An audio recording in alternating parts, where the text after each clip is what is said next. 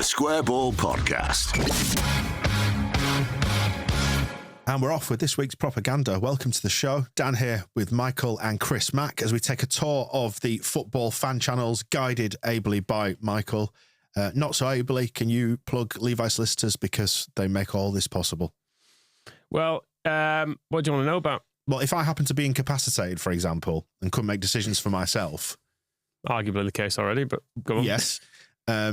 What would I need in place? Lasting powers of attorney. Right. Sign them over to me. Someone sensible. Would basically put you in charge of my affairs. Or probably like more realistically a family member. Right. Is what most people would go for. I consider you family, mate. Oh, that's nice. I know you're dishing out the insults there, but I just wanted to share some love with you there. Okay, thank you for that. Actually, I'm in charge of my finances. Although you're probably doing better than I did. LeviSolicitors.co.uk/the square ball if you want to get a 10% discount on your legal fees for that and all their range of services, which include Will's probate conveyancing. Brilliant. Well executed. You get full details and terms on the website. Yeah, lasting powers of attorney, well worth looking into for all the reasons stated. Where are we starting this week on the tour then, Michael? Shall we go back to a happier time? Sam Byram did that little scissor kick thing, didn't he? Everyone was like, oh, we're going up. It's great. Top of the league, Michael. Top of the league. So a few days later, it's all gone to shit when we're going to toil in this league forever, aren't we? But let's remember the Luton game as a happy time. Deggy UK Sport we'll start on. Got a little glimpse of the Haribo factory from his video. Which is, for anybody who's not familiar with the geography of West Yorkshire, just off like between junction 31 and 32, just after junction 31 as I drive home. Right. So I saw it and I was like, oh, I drive past that. Over towards sort of Pontefract, Castleford neck of the woods, isn't it? Yeah, there is another one in Ponty itself. That's the OG. Yeah. But, what can you do? There's this new imposter by the motorway. Is that one by the motorway just basically a tourist attraction? A big building made of sugar? Probably. Yeah. Probably. But as long as they don't shut down the one in the centre of Ponty, because it'll leave a big hole. I'm always concerned. Is Haribo propping up Pontefract at this point? It's me and Haribo. Right. Yeah, very much the backbone of Pontefract. Probably. Yeah, great. The two biggest employers. How is your staff these days? Oh, poorly treated, but doing all right. Or as they're otherwise known, your twin boys. Indeed. Right, anyway. So he's seen the Pontefract factory in Haribo? That's the one. Yep. So this is him at the end of the game. I've not got an awful lot of Luton. They weren't very happy. At half-time, we even spoke to someone who suggested they could get Nathan Jones back, which he wasn't sure about. But this is kind of general thoughts on the game afterwards. Final score 3-0 to Leeds. We never come to Leeds expecting to have a real easy time. Of course, Leeds are a fantastic side. They're top of the league. They're going to put in a good performance. They're a real good footballing side. As I've said, week in, week out, it's not working with this 4-2-3-1. Leeds, the way they were playing, with the 3 and the 1 at the top, most of the time when we were attacking, we had 4 attackers against our 11. And it was almost like we're having to play sort of 6-7 at the back with Nakamba and Kraus sort of tucking in as well. Leeds always going to be tough. Fair play to Leeds. They looked really good possession football, but we allowed them. We set up in the way they were playing. We made them look really, really good. As soon as we give away that first goal, that's it. Sort of our heads drop and we know. And then it was real tough to get that second just for half time because that's kind of killed it off, really. Fair to say we never really go to Leeds expecting to have an easy time with it either, do we? We actually do, though. We win. The last couple of years, we've won loads of games. Won 6 in the bounce at home at the minute. Just don't talk about the away form. Ever. That's fine by me. So he was, it's fine, wasn't it? Falls flat now, doesn't it? That win. I was listening. What's the point? I was listening to these last night, stroke this morning. And I was like, who cares anymore? Who cares about the fact we won a game? It really is symbolic of you're only as good as your last result. Yeah. Of that saying. Anyway. One more Luton. Suppose. From the interestingly named T-Boys TV. Okay. Not the usual T-Boys TV that people may be Googling. I think it's maybe someone called Trev or something. Should I open a private window for that? Google it if you want. Right. It's more about Luton than us. Hang on a minute. I'm just going to open a NordVPN. It's a golf channel, right? It's not, no. Right, hang on a second. I am genuinely opening an NordVPN window now, and I know that's a plug for one of our other sponsors. But you know what? So be it. Yep. Private window. On the work Wi-Fi, aren't we? Yeah. Let's better safe than sorry. Don't want to get us booted out. There will be no live stream after the match ball because our internet access has been revoked. Yep. Okay. That seems to be football. Yep. Mm-hmm. Right. Yeah, I see what you mean. Yep, cool. Anyway, do you want to hear someone talking about Luton for a bit? It's not long. It's fine. Is it Angus Kinnear? No. Just not good enough, was it? Yet again, Leeds didn't even need to get into first gear, if we're going to be honest. It's up there for another poor away performance. It's definitely, in the top 2 worst ones I've seen, being behind Sheffield United. Some people would say Plymouth, but we did actually score in that game and we did actually have a good spell. Whereas this game, we didn't really. I mean, we had some good chances, Elijah, but again, it was too easy for them. Their wide players caused us problems like I expected. And yeah, overall, it just weren't good enough. Luton Airport, not London, by the way. What's that? Luton Airport. It's not in London. Not London. No, it's not. It's a lie. It's not. Though I like to think occasionally a tourist has booked some accommodation in Luton for a couple of weeks, thinking, oh, go see all the sites. Go to the Natural History Museum. How long Museum. will it take me to walk to Big Ben from here? Like, 3 days. Is it the Ryanair airport of London? It might be EasyJet. It's EasyJet mainly. Yeah. Because the Milan airport that you fly into with Ryanair is called Milan Bergamo. Is it not like in the Alps? It's like 50 miles from Milan. Yeah, which is basically Luton to London, I think. Is that about right? I flew to Venice Treviso once. Nowhere near Venice. That was like an hour and a half on a bus when I got there. Usually the second name is the place where it actually is. Yes. Yeah. You can do that now. Just put one name then another and just it's near enough in it. Like it'd be like having a Leeds Manchester or something. Leeds Hull. we could just completely call Leeds Airport London Leeds and screw all the tourists. It's near enough. I mean, it's only 2 hours on a train. Training on a train, sorry. Just over. It's better, innit? And it's better than Luton anyway. We can all agree on that. Yes. Got waylaid there in airport chat. Right, next. Blackburn. Right, do we have to? Just get it over and done with. Do you enjoy that game, Chris? I haven't watched any of it. Oh, you weren't here, were you? I know that I'm paid to be here, but at about 11:30, I was offered to go out for lunch instead. And I said, you'll probably get paid anyway, so I'm going to go out for lunch. So 22 minutes, 1-0 down. I was like, yep, okay, fine. Did you genuinely feel going into that we'd lose? Yeah. Right, why? Because Blackburn are on a bit of a run. It's the 3rd game in a week. We're always a little bit lethargic. And I've been a Leeds fan for 29 years. So yep, good reasoning. Can't disagree with any of that. So where is this then? This is the Blackburn End pod. Yes. So this is them talking about our general style and the game, and overall, I found myself agreeing with them more than not. Leeds were arrogant. Leeds thought, oh, we'll just keep doing it and we'll break them down. They can't keep doing this. And we were just better organised and better able to concentrate and stick to a plan. And then it felt relatively comfortable. It really did. I didn't feel that stretched and that worried. And it's so weird because they looked slower. They were playing like it was an inevitable thing, like, oh, what are you even on this pitch with us for? We can just swat you aside at any point. And then they began to realise they didn't, but that urgency never seemed to come.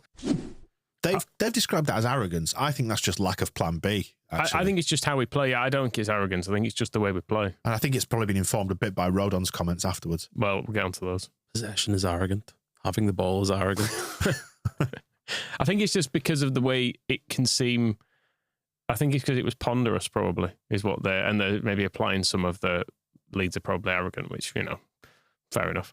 A bit of that to it. But it's like the Luton guy saying, oh, Leeds didn't get out of. It's not arrogant if you're just better than the whole division, is it? First or second gear, whatever he said. But we're not a team that really goes beyond 3rd gear, are we, for the most part? No. We're just like, this is the way we play. It's never throwing loads of bodies in the box. Although we do tend to have like 6 strikers on the pitch towards the end, but still do the same thing. Still have Joel Pirro as like a holding midfielder or something weird. I'm arrogant about Leeds this season. The players, I don't think they are. So, and I didn't even watch the match, so I don't know what they're talking about. Well, fair enough. Yeah, they did seem a bit annoyed by Rodon's comments because he talked about parking the bus, and they actually touch on that in this next clip.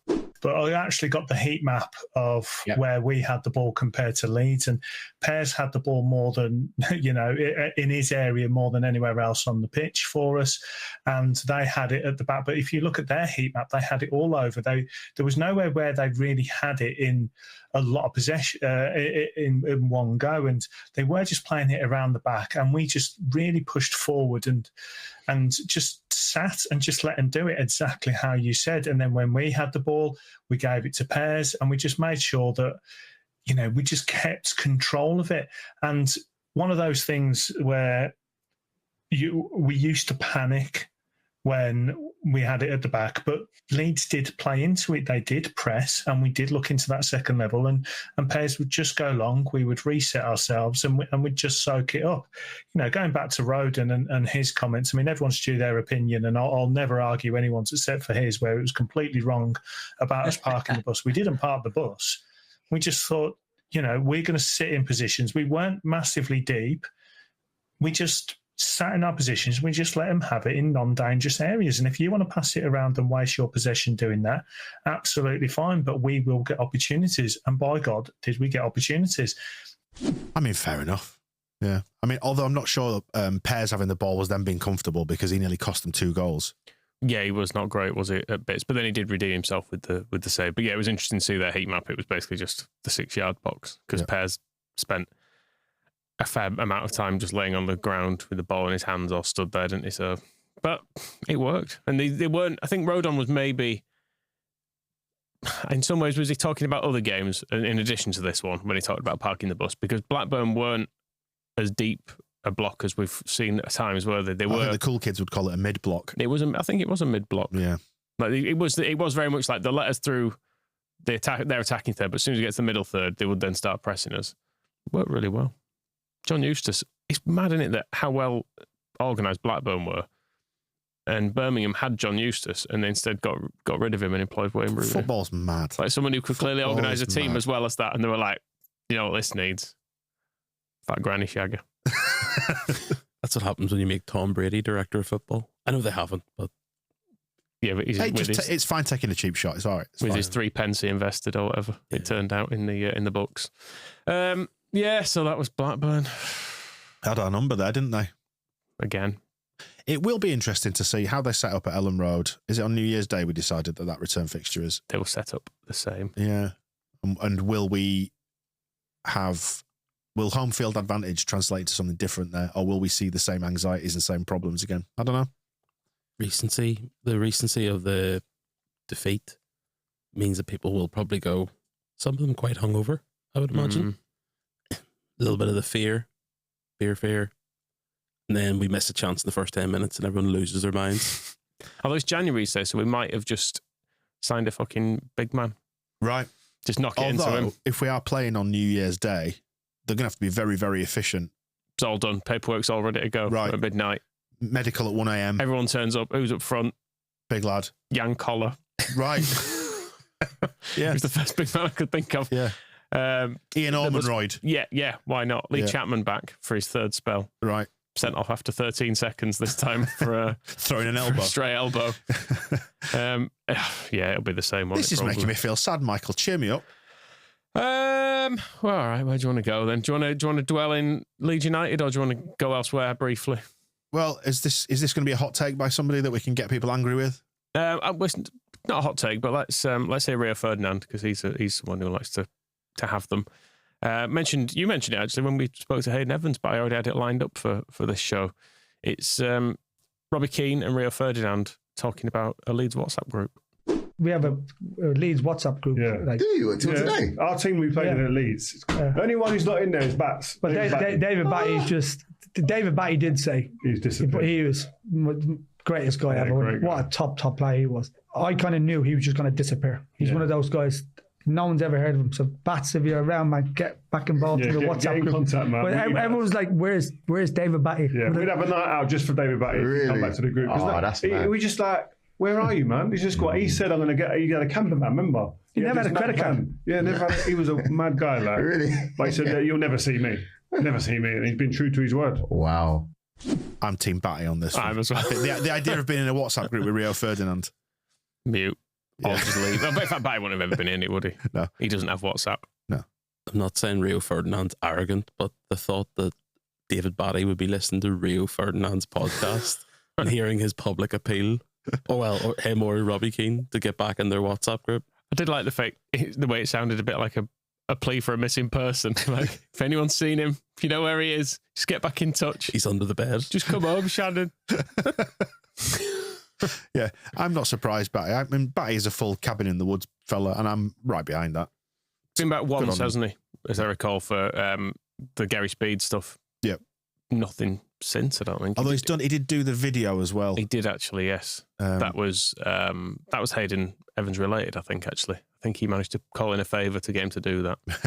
Actually, do you know, talking rubbish, because there was the one where he was the clap for COVID thing, and it was because whether deliberately or not, the club tweeted out Batty clapping for the NHS, which was a great little turn of phrase.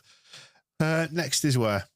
Well, from someone being rejected Rio Ferdinand being rejected to another person of interest on the show, Robbie Savage. Yeah. I've kind of got, this is a bit out of order in some ways. I feel bad for doing this, but because we've talked about him so much over the years, I felt okay doing it. We haven't talked about him nearly enough in recent times. Maybe not, no. But this is a clip of a clip show, because this was on Football Cliches.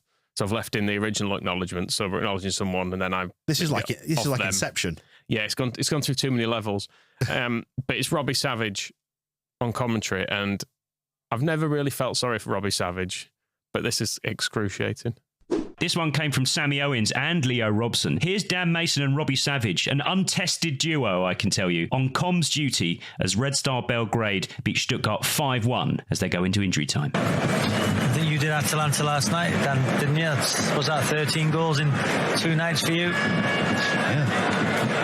Unfortunately, I don't get paid by the goal. That's our first time we worked together. It's been great. Really enjoyed it, Dan. Good. Glad to hear it.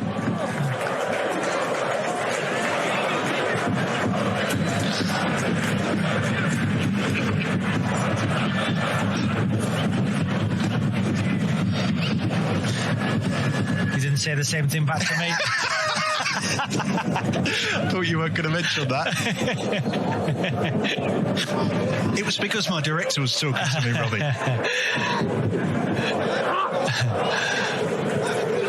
No, it's been really enjoyable tonight. It's like a really bad first date. Yeah, that is excruciating. Do you want to do this again? Yeah, I could feel the second-hand embarrassment there. It's horrible, isn't it? It's hideous, yeah. And then when he addresses it and then still doesn't do it, Robbie's probably looking at him with a little tear just trickling down his face. Like, what would that have sounded like? Sorry? That's a louder cry. How would you have preferred that to have played out? Just, what do you mean?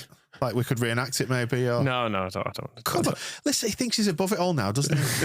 It's the voices that people want. No, because I feel bad for Robbie already. Because it's been the FSA Awards this week. It was 10 years ago, because I was reminded by Google Photos that David Conn stopped us from picking on Robbie Savage in person, because he said he's already had a bad night because Barry's been making fun of him. Barry Glendenning wasn't he?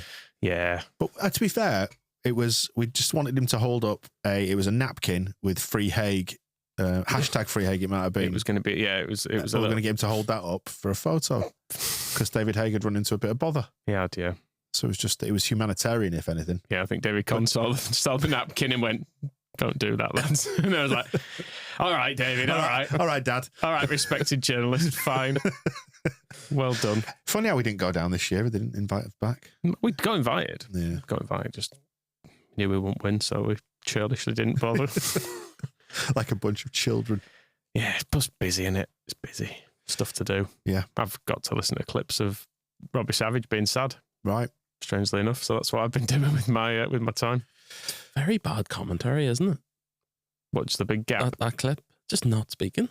I don't know. I'm of the old school where I think a bit of silence goes a long way in commentary. Like if you listen to like someone like Sam Matterface, for example, now he's constantly filling airtime with facts and information. And actually, I grew up in an era where sometimes the commentators would just back off and let it breathe and let the action speak for itself. I think it's different on radio because obviously it's an audio medium, so you need to speak. But on TV, the pictures are there doing the work for you, so you can kind of back off a little bit. So I don't know. Was that audio commentary? I think it said did it say it was on TNT? Yeah. Yeah. So So it'd be the televised Champions League stuff. Wouldn't it? Yeah. Yeah. So I kind of think it's all right if you can see what's going on. Yeah. I think it's fine. Although with the way Sky have been doing, now they're showing every championship game, it's actually useful to have the commentary because they're often showing a replay of something that happened half an hour ago while someone's thrown goal or something. So you can hear excited commentary. You're like, why are we seeing this? Why are we seeing someone take a goal kick? Oh, right, there you go. And it cuts to it and like the ball's just gone wide. You're like, oh, nice one, what a Sky. chance. Yeah. Well done, everyone. But no, I felt maybe it's time to accept Robbie Savage back. Not that it was ever. Can you perhaps vocalise what it might sound like if Robbie Savage was feeling a bit sad? I don't know what you want from me. He's not a sad guy generally. Yeah, but come on, this is about adapting your act. It's a bit of a, it's a one-tone thing. You've only ever done sort of happy-go-lucky Robbie Savage. I think you need to broaden your range. Well, even in all that sadness, he didn't have any range himself, did he? Well, do that then. You haven't said it about me. Thank you. That's He all just I said that. He just said that, and he sat there just looking at him clearly in the commentary box, like, come on. There was the neediness of a teenage relationship in that, wasn't there? Yeah. And it felt awful. Terrible. Felt awful. So take us somewhere else then if you're not going to do that. Please tell me you've got at least a Deitch to play out. No. We've got someone with a dreadful voice. Right. We'll go with that if you want. Ben Fry. Yep. Remember this guy? Yep. Used to be on the pitch in a child's tracksuit. Yep. Doing baits. Please stay off the pitch. Please stay off the pitch. Please stay off the pitch. Right. Known for that, but he popped up on Twitter with retweeted by Ricky Gervais, no less. Right. And I need to play this, do I? He's doing it loud, just to warn you. Right. Oh, yay! I'm Yogs Bellman, so hear my call with new flavour news for one and all. Today, Dutch Barn Vodka launched their delicious vanilla, black cherry, and Mediterranean citrus here at York Christmas Market for you to try. Guaranteed a Christmas treat for you to buy. Oh yay! Oh yay! Oh yay! God save the King and God love Christmas!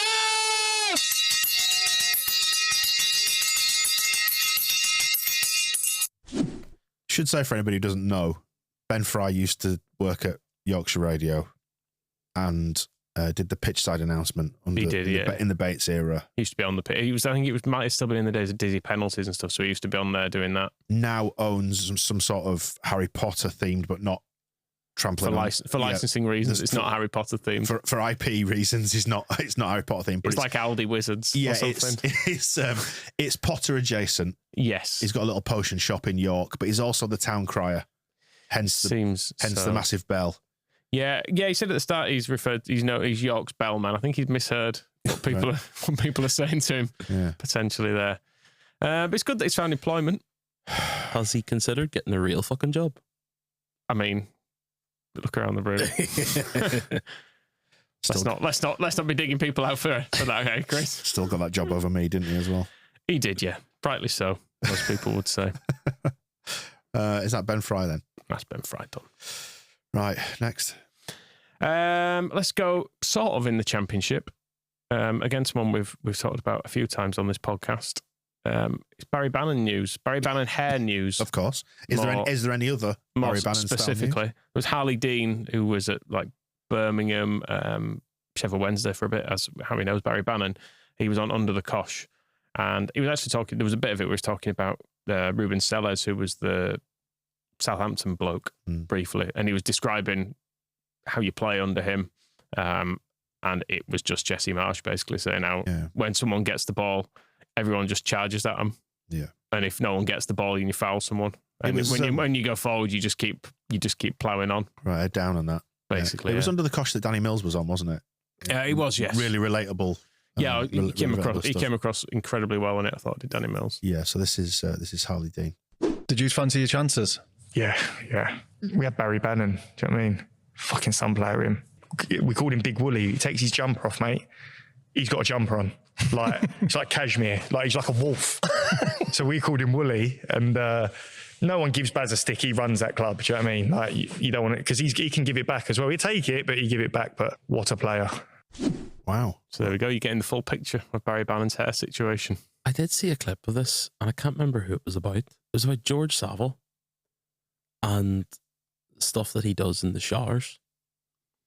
Okay. I think it was Harley Dean talking about it, and they were all laughing, and it was just plain weird. A lot of it does veer into that on Under the Cosh. There's a lot of... is it quite insular at times? Maybe like a bit inward. It's just a bit... I think it's a world of professional football in the 90s to 2000s. It's a bit weird. A lot of shitting and cock stuff. Right. I think he basically pissed on his own face. Are you back to your private browsing again, Michael? Yes, that was a story in it. Wasn't it? Yeah, he used to hold the end of his foreskin and let it fill up with piss, and then he'd like let it off like a fountain, like a water balloon. I think was the thinking. Yeah, I mean, how much are you storing in there? Depends, doesn't it? Depends what you got. What you got down there, I suppose, in the first place. But yeah, it was loose fit or yeah, interesting. Yeah, something to try. Get in touch. Let us know how much. Let us know how your bath night goes. Let us know how much you do it. You have to sort of bring up some sort of measuring drug, wouldn't you, to work out? Maybe on the next West End, you could ask one of the journalists to bring that up at a press conference. See if anyone does it in the Ellen Road dressing room. Any piss fun? Yeah, interesting. Okay, yeah, we've already got the Charles stuff in the background as well, haven't we? In fact, the piss vacuum. Charles is a perfect way to measure it. You can do it if you do it anywhere and there's obviously you want like a tiled floor, something like that, and then Charles can come in. Then you tip Charles out, measure it. Right. Well done. Have we got a sponsorship deal there with Charles? No, but I will say, by the way, that's just reminding me, we got an email into the mailbag it's somebody who shall remain nameless for reasons that will become obvious, but this this person works for an American company who he tried to get to sponsor us. And let me just find the relevant bit. He said, "Now, I don't know if it was the piss chat, the story of Dan's dad getting an erection while watching the Karate Kid matinee. That needs context. It was a joke. It was a joke you made. He didn't get an erection because of Karate Kid. He got an erection because of a dead hamster. And that was on the members show. Subscribe if you like it. And delivering news about the untimely death of a much-loved family pet. Michael and his impressive catalogue of xenophobic accents are a combination of factors, but they ultimately decided it wasn't the right direction to go for the organisation. So yeah, the piss chat is actually probably it's cost us a big deal, I think, here. Well, one door closes, another one opens. To someone, we'll see who. Probably Tenor Man or something like that. Yeah. Right. Anyway. Where have we got next? Let's finish on a bit of that Cardiff City fan, shall we? Is he the star of this show now? Pretty much.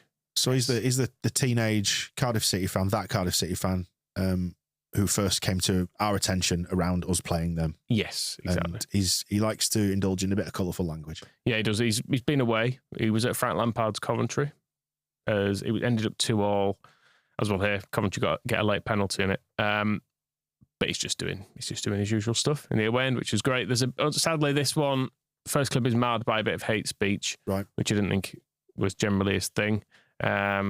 But it's a through ball that looks offside. There's a cross. Coventry get a chance from it. It ends in a corner. I genuinely haven't listened to this clip. I've got a feeling I know what's going to be involved in this and what the hate speech is. I'm going to see if I'm right.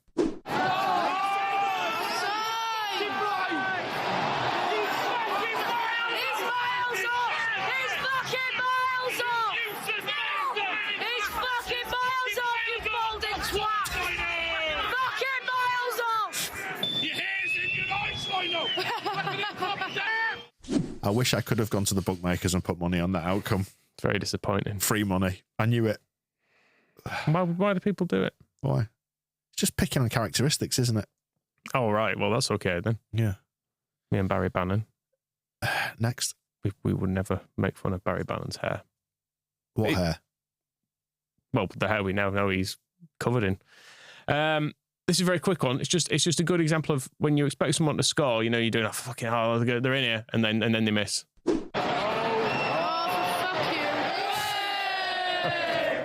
For fuck you.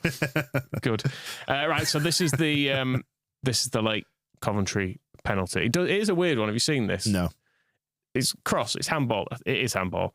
But for some reason, the ref doesn't give it and the linesman doesn't give it, and then they have a bit of a chat and decide between them, oh yeah, probably it is hand. Is it because Frank Lampard's pleading and moaning and asking for it? Possibly, yes. But this is how it plays out from the away end.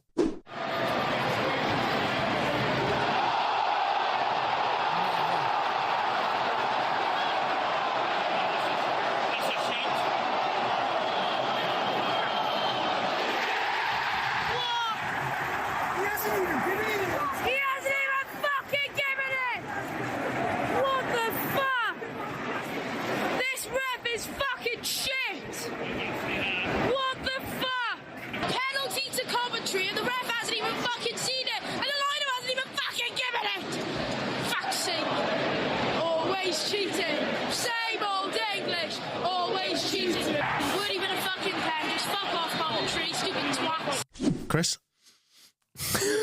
Well, I found my new best friend. The Brits are at it again. Speaking of Coventry, they're 25-1 to go down. I wonder when though. When do we play him? Is it end of January, start of February, something like that? I think he's likely to be in charge when we play them, I think. But yeah, I must admit that crossed my mind. He's got Warnock till the end of the season written all over it, hasn't it? This when they find themselves actually in the relegation places. I've just gone into Wikipedia, by the way, and American Gigolo is the page that's open because it was on last night, the movie, Richard Gere. And I'm going to go across to Leeds United in current season and tell you that we play Coventry on February 8th. Oh, okay. So we'll probably still get to see Frank Lampard's Coventry. See, I think they might hold on a little bit too long. If it does start going wrong, don't want to be seen to be reactionary, especially after what happened with Mark Robbins. The Wayne Rooney factor. 25-1. It's worth a tenner, isn't it? Probably is. It probably is. But they didn't deserve anything from this game, I say, having not watched it. I've watched that Cardiff City fan, and his assessment was that Cardiff were robbed. Although actually he did. I've not included it, obviously, because he's being reasonable. Yeah. When he's back in his bedroom at the end, he was like saying, oh yeah, maybe it was a penalty. Right. You've seen him given, sort of thing. But that's not what we're here for. No. We're here for more anger. So he's angry about the offside. He's angry about the penalty. And the final clip here is just a Cardiff player is down, holding his head, and the referee is not stopping play. Head injury! Stop the bastard game! Stop the fucking game! This is fucking it! I've had a fucking guts full of this referee. It's his fucking head! Good. English conspiracy, innit? It's his fucking head. It's his fucking head. Right, there we go. That wraps up propaganda for this week. Anything else? No, it's a bit short because it's miserable, isn't it? I kind of want to hear upset away fans mainly, but Scum won. We lost. Rubbish. I'm looking forward to hearing the Man City meltdown over the coming weeks if this continues.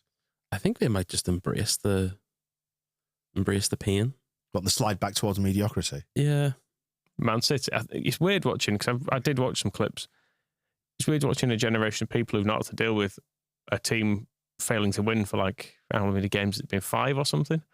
I've seen Leeds not win 5 games in twice a year. It feels like we have a little spell where we don't win for ages. Their current form reads little, so I've seen people doing little by little. Little by little. I lived through the George Graham first season, and that wasn't even a case of thinking Leeds might not win again. It was Leeds might not score again, and that was tough.